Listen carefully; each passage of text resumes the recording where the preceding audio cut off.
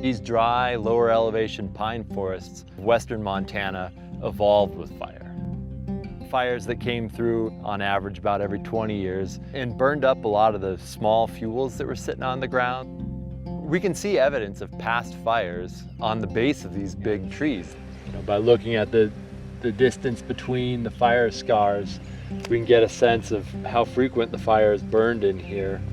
When we started to suppress fire, those fuels that had been kept low by frequent fire started to build up.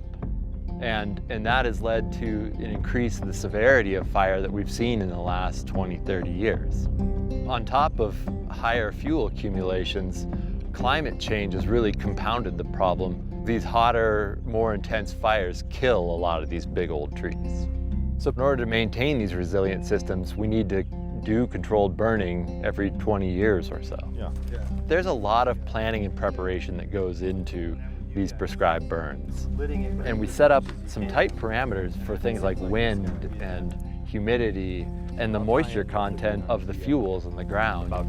We also prepare fire breaks that contains that active fire front. Once we've made the decision to burn, we begin stripping the fire in a controlled manner across the unit. As we continue to burn downhill and down into the wind, that fire is always backing up into areas that have already burnt, and you're essentially creating a catcher's mitt. Really sets up a safe and effective burn operation.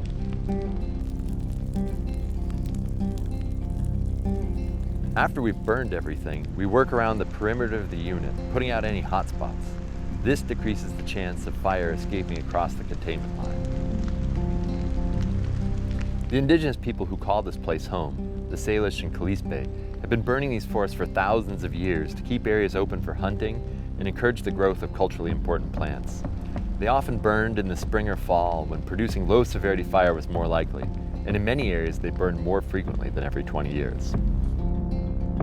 Some of the important trees here are these peel trees with these large rectangular scars from the Salish people coming up here and harvesting the inner bark of these trees as a source of sugar.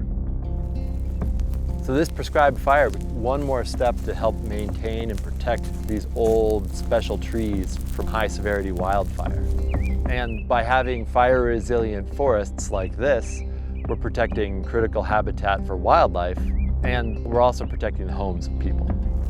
There's a lot of agencies and organizations that share the vision of returning fire to the landscape.